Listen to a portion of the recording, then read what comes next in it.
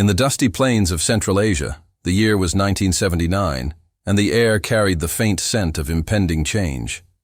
Amir, a young Uzbek soldier with a wiry frame and eyes that held both curiosity and caution, sat cross-legged on the rough wooden floor of the barracks in Tashkent. The room buzzed with the low hum of conversation among his comrades, a diverse group of men from the southern Soviet republics, Uzbeks, Tajiks, Turkmen, and Kazakhs, united under a single banner.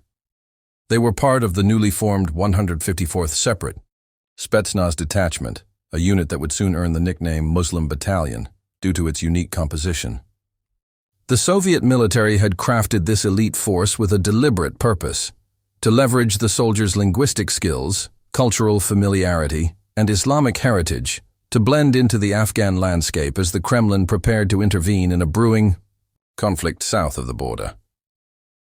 Amir's journey to this moment had been unconventional. Born in a small village near Samarkand, he had grown up listening to the call to prayer echoing from the local mosque, a sound that intertwined with the laughter of children playing in the dusty streets. His father, a cotton farmer, had instilled in him a sense of duty to family and community, while his mother taught him the verses of the Quran, her voice soft yet firm. When the Soviet draft notice arrived, Amir saw it as an opportunity to escape the monotony of rural life and prove his worth.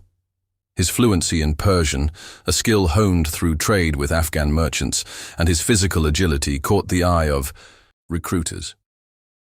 Before he knew it, he was whisked away to a grueling training camp, where he learned the art of silent infiltration, hand-to-hand combat, and the cold precision of marksmanship. The barracks that day were alive with a nervous energy.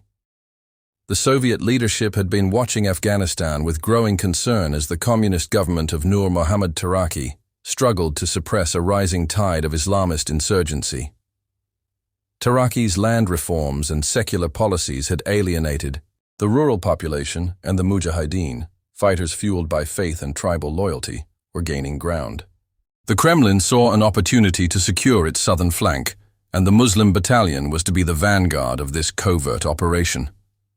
Amir overheard snippets of conversation about the mission. They were to be deployed as a fraternal force, their faces and tongues a disguise to mask the Soviet hand. The irony was not lost on him. Men of faith sent to uphold an atheist regime's agenda. General Vasily Kolesnik, a broad-shouldered man with a face carved from granite, entered the barracks that evening. His presence silenced the room instantly. Clad in a crisp uniform adorned with medals, he carried an air of authority that demanded respect. "You are the bridge between two worlds," he began, his voice resonating off the bare walls. "Your faces, your language, your faith, use them to secure Afghanistan for the revolution. This is not just a military operation, it is a political one. You will be our eyes and ears, our swords and shields."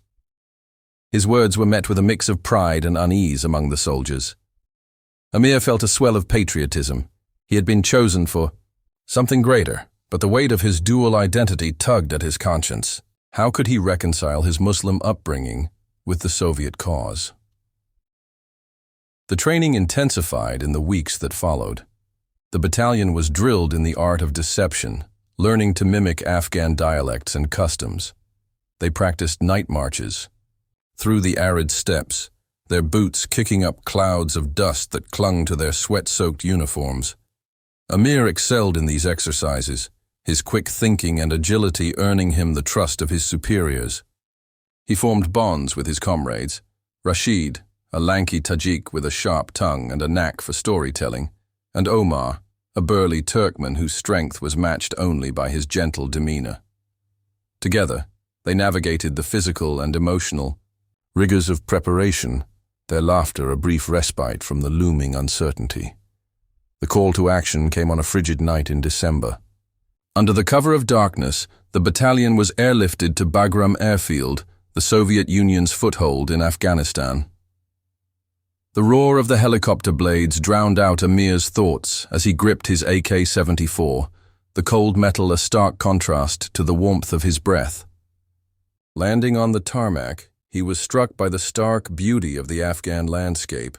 Jagged mountains silhouetted against a starlit sky, a land both alien and familiar. The unit was quickly ushered into a briefing room where Colonel Boris Karimbaev, a seasoned officer with a reputation for leading from the front, outlined their mission. They were to protect Taraki, whose government teetered on the brink of collapse, and to root out Mujahideen cells threatening Soviet interests. Amir's first patrol was a baptism by fire. Clad in uniforms hastily dyed to resemble Afghan attire, olive drab shirts and striped undershirts that mirrored local styles, he and his squad moved through the outskirts of Kabul. The city was a labyrinth of mud brick houses and narrow alleys, its streets alive with the chatter of merchants and the occasional cry of a muezzin. The soldiers' presence drew curious glances, some hostile, others indifferent. Amir felt the weight of those stares, a reminder of the delicate balance they were tasked to maintain. As they rounded a corner, a sudden burst of gunfire shattered the calm. His heart raced as he dropped to a crouch, returning fire alongside. Rashid and Omar. The skirmish was brief, but it left 2 Mujahideen fighters dead and a lingering tension in the air. The days that followed were a blur of patrols and ambushes. The battalion's ability to blend in proved effective, allowing them to gather intelligence on Mujahideen movements. Yet the local population grew wary.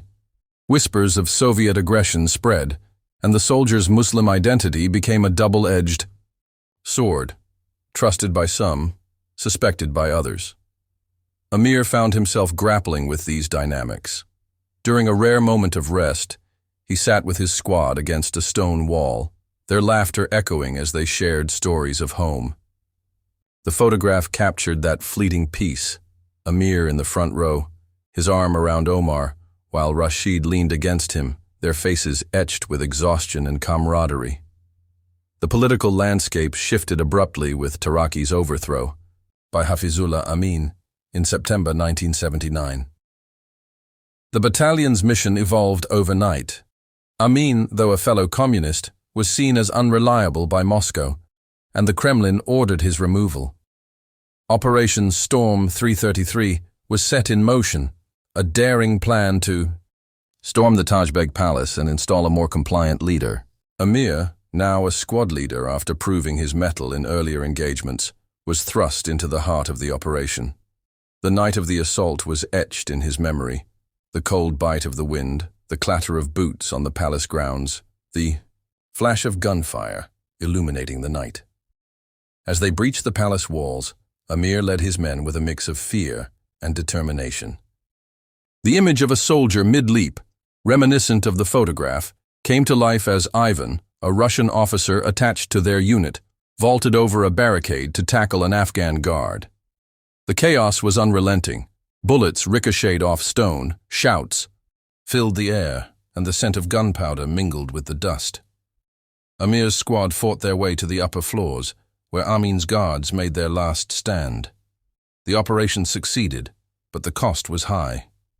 As dawn broke, Amir surveyed the scene. Bodies strewn across the marble floors, the Soviet flag raised over the palace, and the weight of their actions settling in. The aftermath brought a new reality. The battalion was no longer a covert unit. They were now frontline warriors in a war that would define a generation. Amir's squad was redeployed to the northern provinces, where the Mujahideen held sway. The landscape was unforgiving, rugged mountains and dry riverbeds that tested their endurance.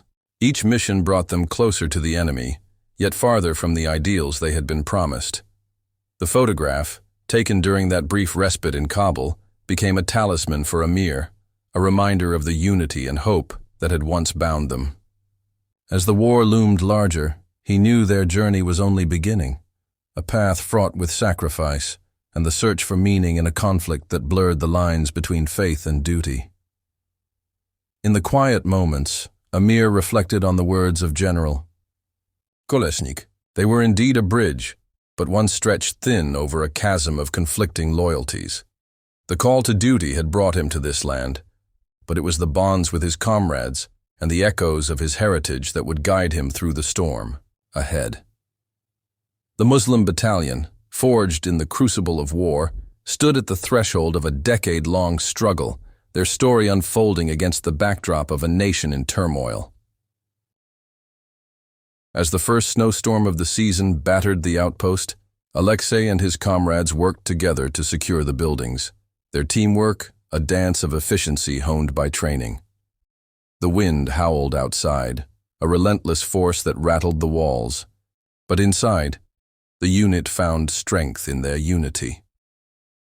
Alexei thought of his family, imagining them gathered around the kitchen table, and felt a pang of longing tempered by pride. He was part of something larger now, a guardian of the edge of the world where the cold forged bonds stronger than steel. The storm passed, leaving a fresh layer of snow that glittered under the dim light of dawn, and Alexei stepped outside, his boots sinking into the drifts. He adjusted his scarf, the one his mother had knit, and took a deep breath of the frigid air, ready to face whatever lay ahead in this uncharted chapter of his life. The assault on Tajbeg Palace lingered in Amir's mind like a fever dream. The echoes of gunfire and the acrid smell of smoke etched into his senses. The night had been a whirlwind of chaos, bullets whizzing past, the thud of boots on marble, floors, and the guttural shouts of men locked in combat. As his squad advanced through the labyrinthine corridors, Amir's heart pounded with a mix of adrenaline and dread. The image of Ivan, the Russian officer, leaping over a barricade with the grace of a predator, mid-air in a tackle that brought down an Afghan guard, burned itself into his memory, a snapshot of bravery amid the carnage.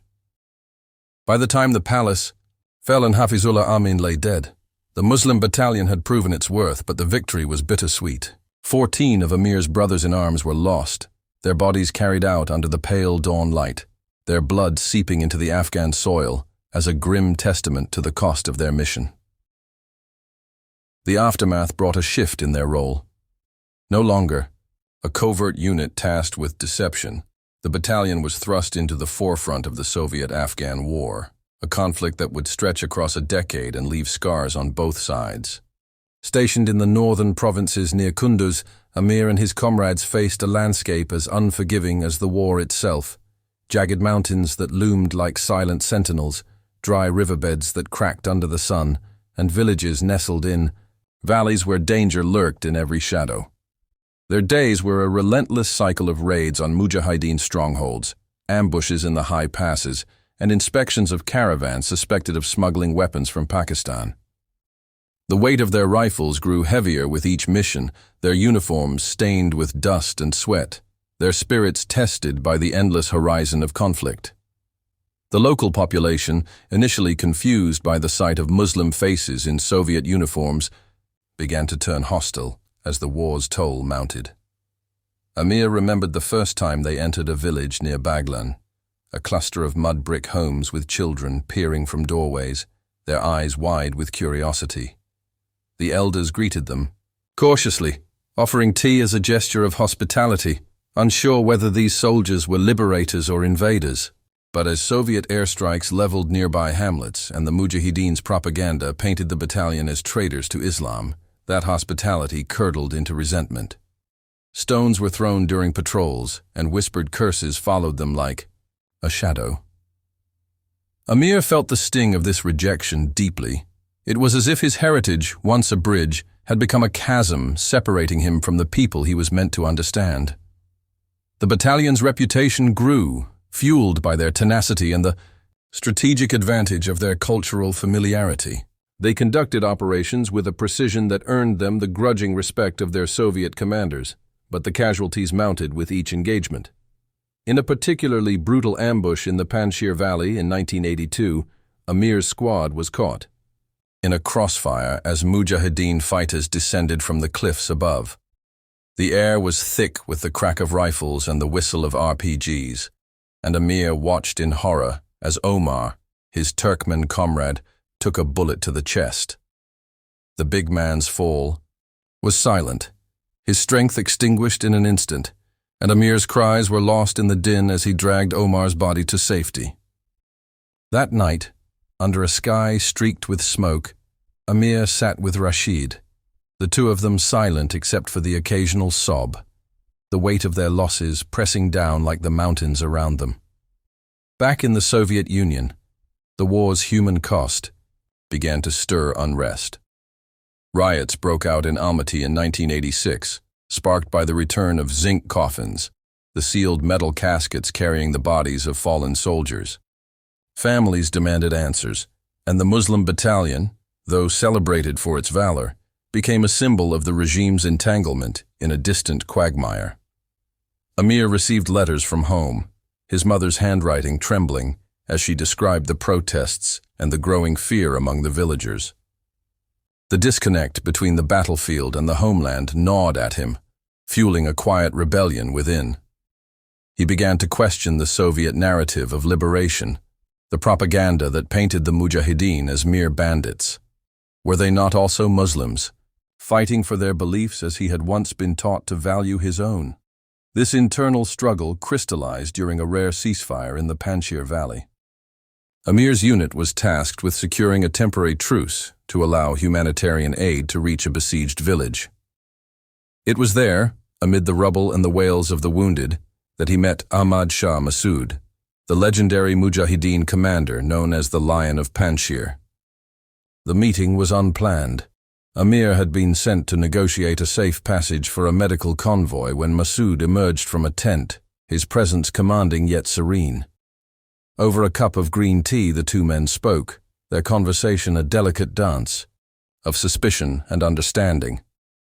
Massoud's words were measured, his eyes piercing as he spoke of jihad, of a struggle not just against the Soviets but for the soul of Afghanistan. "You are one of us," he said, his voice soft but firm.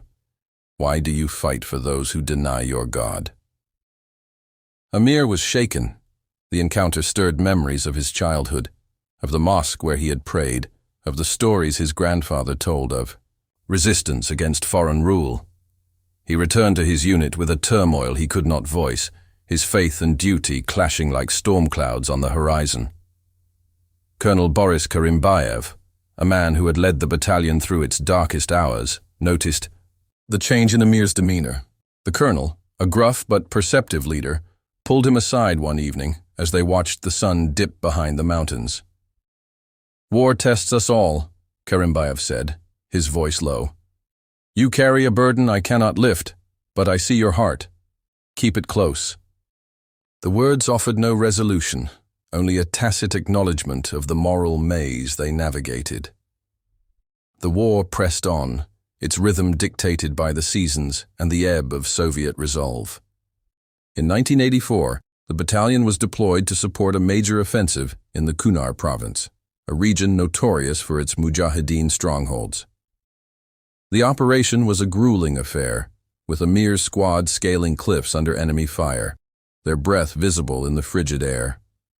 The photograph of a soldier mid-air, captured during a training exercise, seemed to mirror the desperation of those moments, men leaping over obstacles, defying gravity and death. The offensive succeeded in pushing back the Mujahideen, but the victory was Pyrrhic, the landscape littered with the wreckage of helicopters and the bodies of both friend and foe. As the years wore on, the Soviet leadership grew weary. The war, once framed as a noble cause, was increasingly seen as a drain on resources and morale. By 1988, with the Geneva Accords signaling a withdrawal, the battalion's role shifted to a rearguard action, protecting convoys and securing supply lines as the Red Army prepared to leave. Amir, now a seasoned veteran, led his men with a quiet resolve, his face lined with the wear of battle. The losses had thinned their ranks. Rashid had been wounded in a mine explosion, losing an arm, and Ivan had fallen during a skirmish in Aida, 1987. His leap over that barricade years ago now a distant memory. The camaraderie that had once sustained them was fraying, replaced by a stoic acceptance of their fate. The withdrawal began in February 1989, a slow and somber retreat under the watchful eyes of the Mujahideen. Amir stood atop a BMP-1 armored vehicle, the mountains of Afghanistan receding into the haze as the convoy rumbled toward the Soviet border. The Muslim battalion had left an indelible mark. Hundreds of thousands of soldiers from Central Asia had served, with estimates suggesting nearly 100,000 from Uzbekistan alone had fought or died. The air was thick with the dust of their departure, the silence broken only by the creak of tracks and the occasional crackle of a radio. Amir's thoughts drifted to the men he had lost, their faces flashing before him like ghosts. Omar's gentle smile, Ivan's fearless leap, Rashid's laughter. The war had changed him irrevocably. The faith that had once been a source of strength now felt like a wound, its purity tainted by the blood he had shed. The Soviet cause, once a beacon of duty, had revealed itself as a mirage, leaving him adrift in a sea of conflicting loyalties. As the convoy crossed into Soviet territory, Amir clutched the photograph of his unit, taken during that brief respite in Kabul, a moment of unity before the storm. The image, with its soldiers in striped undershirts and weary smiles, was a relic of a time when hope still flickered. The war's end brought no closure, only a lingering question. What had they fought for, and what had they become? In the months that followed, as the Soviet Union itself began to unravel, Amir carried the weight of those years. The Muslim battalion's story was one of sacrifice, of men caught between worlds, their bravery overshadowed by the futility of their mission. The photograph, tucked into his jacket, became a silent witness to their struggle, a legacy etched in the sands of a land that would never forget them. As he stepped onto Uzbek soil, the call to prayer rang out, a sound that once brought comfort, but now stirred a complex ache. The war was over, but for Amir, the battle within had only just begun.